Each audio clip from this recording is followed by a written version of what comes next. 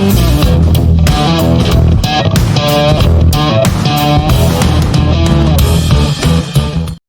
sahabat Profitutor dimanapun kalian berada, kembali lagi bersama saya di sini, Iman Dika, SSI Magister Manajemen.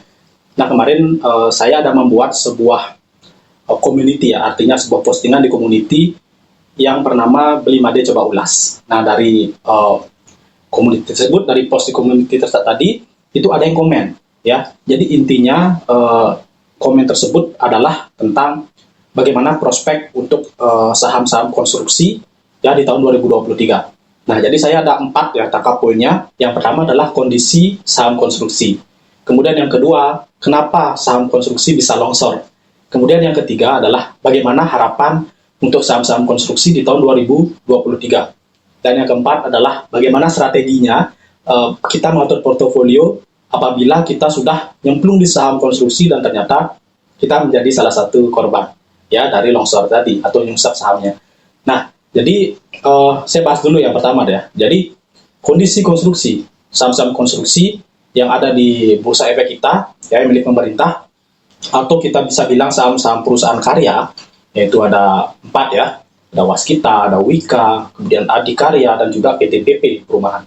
Nah, jadi kondisinya adalah 4 perusahaan karya ini merupakan perusahaan milik pemerintah yang menggunakan sistem CPF, ya atau kontraktor pre-financing atau turnkey project. Artinya setiap proyek-proyek yang dia dapat itu dicatatkan sebagai penjualan di awal ya, dan dana untuk membangun proyek konstruksi tadi itu berasal dari kantong pribadi.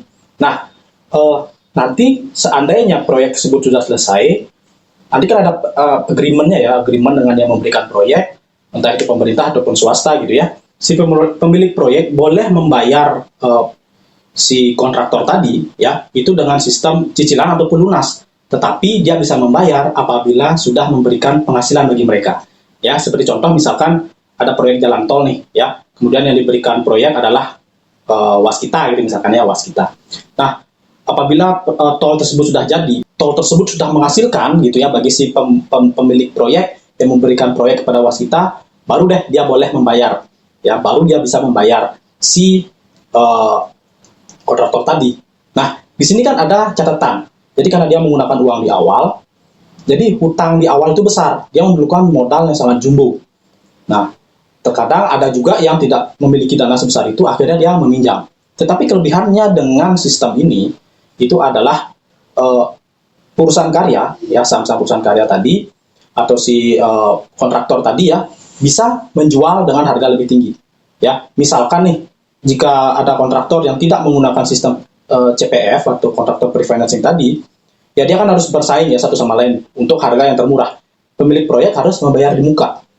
Nah, otomatis kan persaingan sangat banyak. Semua saling berdarah-darah ya, semua saling memberikan, si kontraktor akan mengajukan penawaran semurah-murahnya agar bisa lulus. Tetapi kalau si pemilik proyek mencari kontraktor dengan sistem CPF, ya tentunya si pemilik proyek harus bersedia membayar lebih tinggi karena dia tidak mengeluarkan modal sama sekali di awal. Ya, modal untuk membangun proyek itu berasal dari kantong si kontraktor. Dan kontraktor pun bisa saja dia melebihkan nilai jual kepada si pemilik proyek. Itu bisa karena pesaing sedikit. Tidak banyak kontraktor yang menggunakan sistem CPF ini. Karena modal yang diperlukan di awal sangat besar. Nah, khusus perusahaan karya, karena dia pemilik pemerintah, jadi dia berani menggunakan CPF ini.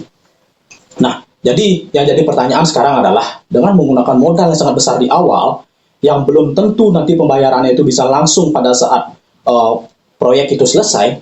Jadi bagaimana dengan biaya-biaya yang lain ya? Jadi misalkan ada proyek nilainya 1 triliun, jangka waktunya 5 tahun gitu ya.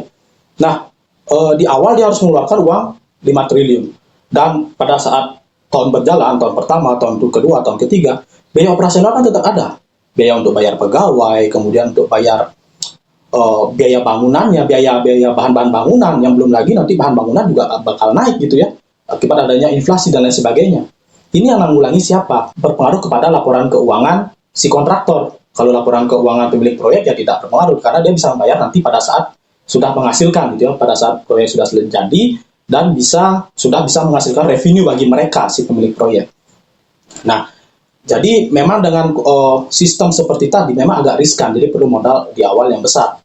Dan yang masuk ke poin awal, kenapa bisa longsor, ini teman-teman bisa cek ya, berita-berita yang sudah dirilis. Jadi pemerintah itu tidak akan membuat proyek baru, ya, membuat proyek baru sampai nanti tahun 2024. Kenapa? Karena 2023 sudah masuk ke tahun politik, 2024 sudah ganti pemimpin, sudah ganti presiden.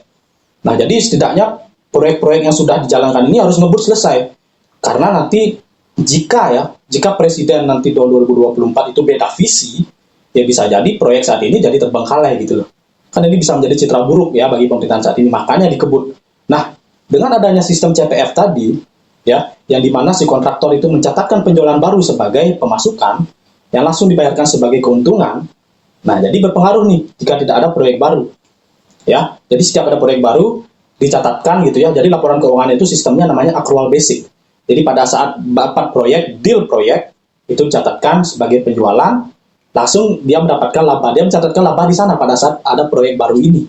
Jadi walaupun uangnya belum ada, sudah dicatatkan sebagai penjualan nih. Sebagai penjualan sudah, kemudian perhitungan estimasi laba bersih juga sudah ada gitu ya. Makanya mengapa laporan keuangan itu biasanya dari perusahaan-perusahaan karya itu pada saat dia dapat proyek gitu ya, deal proyek, beritanya itu langsung ya pada saat kuartal yang pada saat si kontraktor ini dapat proyek itu langsung catatkan sebagai penjualan gitu. Jadi langsung dia tiba-tiba misalkan minus ada proyek baru sekarang, tiba-tiba laporan kuartalannya langsung ada penjualan, langsung dia berbalik arah gitu. Nah, itu karena mereka menggunakan sistem CPF. Kalau yang non CPF ya dia terima duit dulu baru dicatatkan sebagai penjualan dan dihitung estimasi laba bersihnya. Nah, ini berbeda. Nah, jadi dengan tidak adanya laba bersih, maaf ya, dengan tidak adanya proyek baru sampai 2024 ini akan berpengaruh pada mereka.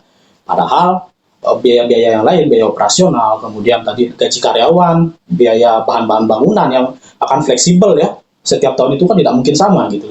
Ini tetap harus jalan. Dari mana dia mendapatkan di mana dia bisa membayar semua itu kalau tidak ada proyek baru yang akan berimbas kepada pemasukannya. Nah, inilah yang bisa jadi alasan kenapa bisa longsor gitu.